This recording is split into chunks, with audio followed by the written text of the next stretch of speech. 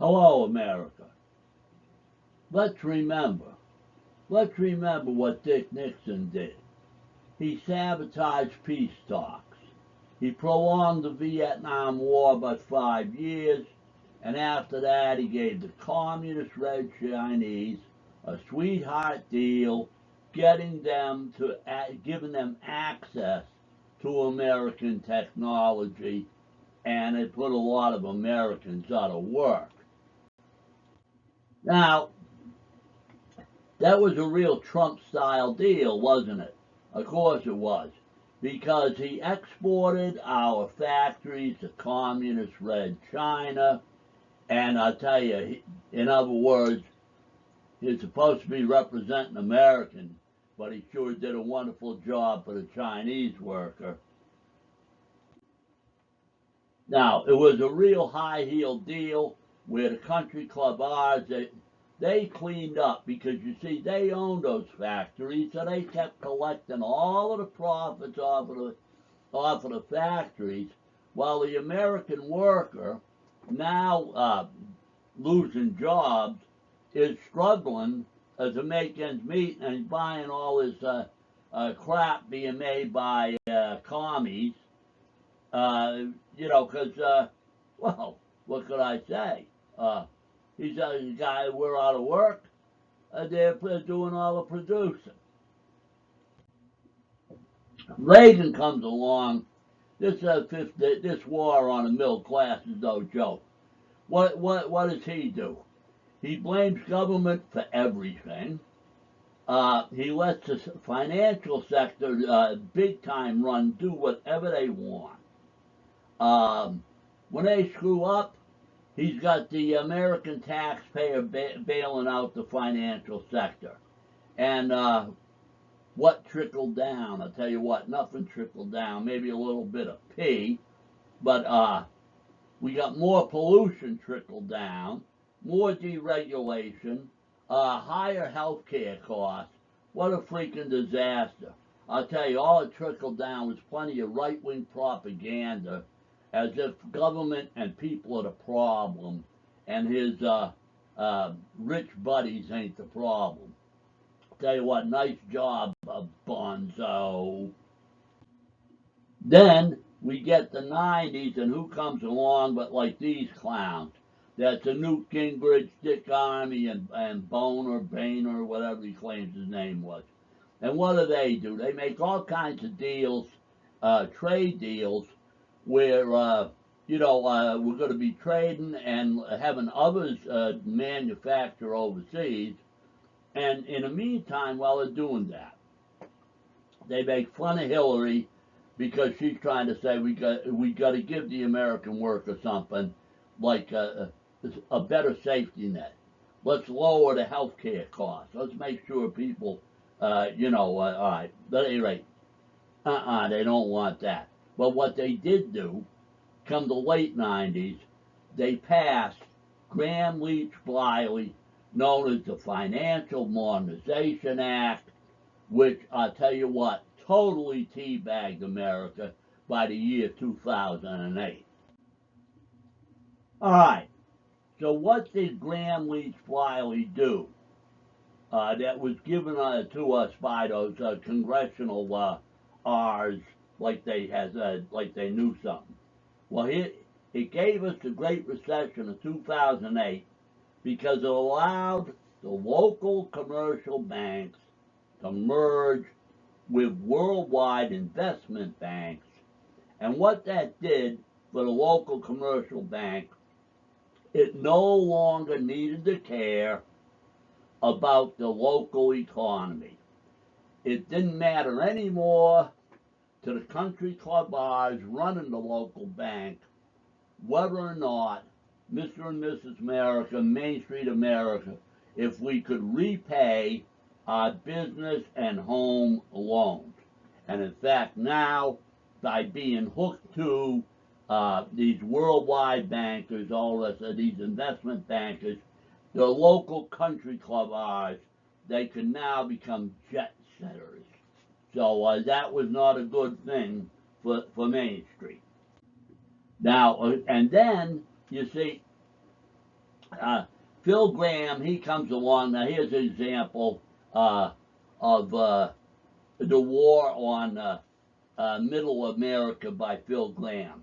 Him and his rich snobs, they punch down on unfortunate Americans.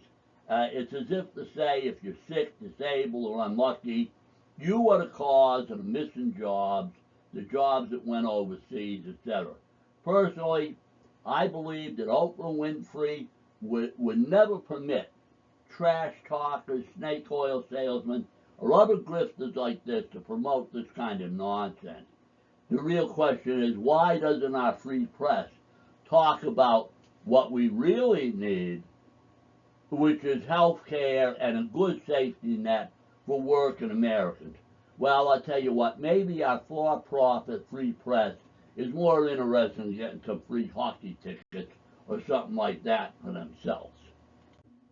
All right, and now, now it's America's problem is a mental condition. It's as if we're all a bunch of losers, according to Phil Gramm. Tell you what, only idiots would believe his crap. Then he comes along and he's talking about how 1% GDP growth rate is great back in those days. And all I'm saying is baloney. It's like we really need to wise up. I mean, we ought to look at what the GDP growth rate was back in the 50s and 60s before all of this here nonsense. Well, I tell you what, and let's remember, again, it was the country club ours that transferred all that American technology to China.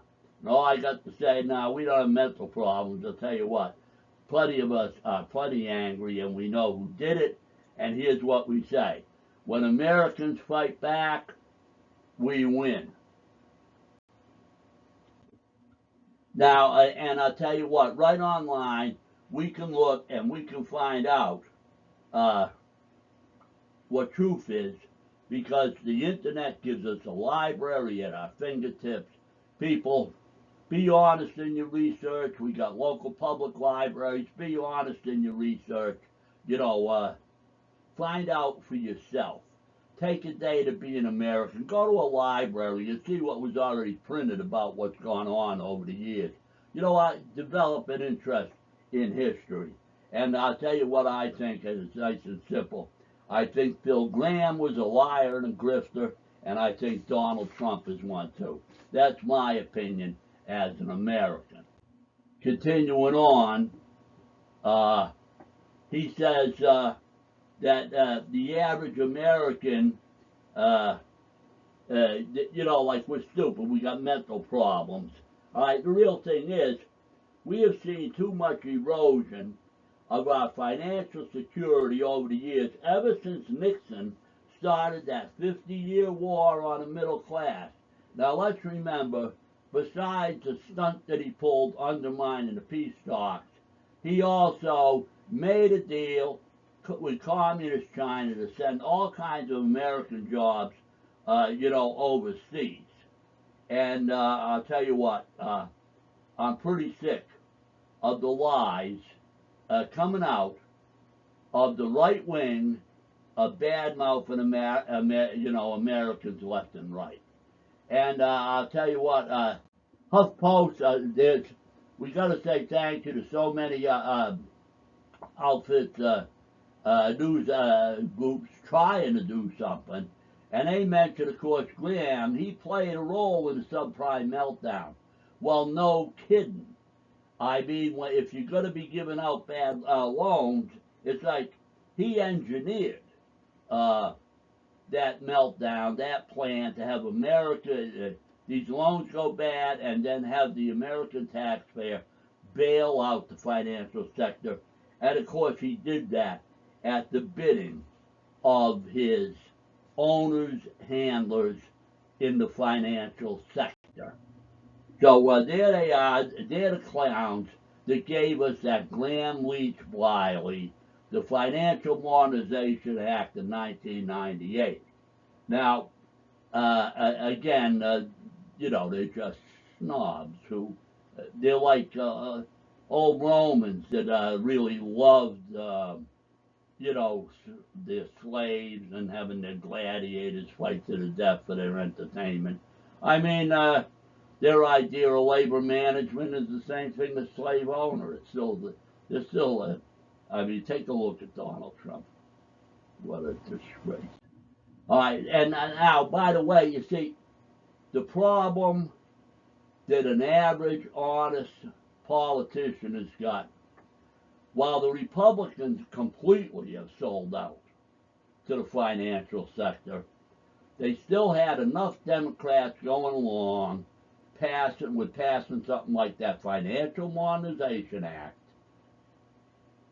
that, you know, think of like Joe Manchin and that Cinnamon, some of these conservative Dems, they call themselves, real freaking lowlifes. You know, we really got a clean house and make sure we get a strong Congress so we can get this country working for the average American. And, you know, the diversion continued. Obama got in, and you know, what do we see? Well, I'll tell you what. Joe the plumber, he said, I don't want people redistributing all of my wealth. As far as I was concerned, he was a freaking dumber plumber. Did he ever get get ownership of that plumbing business he thought he was going to get? Remember, I think he was working off the book. Correct me if I'm wrong. And look at his baloney. It's an attack on fellow Americans. Don't spend my wealth, spend my work ethic. You know, who knows? I tell you, for all I know, she freaking invited, or she inherited whatever she got. And there's her boyfriend, or whoever this guy is. And so this one, he ain't too interested in the golden rule, is he? No, see, this nonsense, and Dick Armey runs that operation, and what's it doing? It's diverting attention from him, and he was one of the ones who set us on that sickening path. And again, and the next thing you know, what he do? He's doing a coup. You think that guy is qualified to govern? Oh, he sells out for $8 million and he's out of there. There goes his ethics.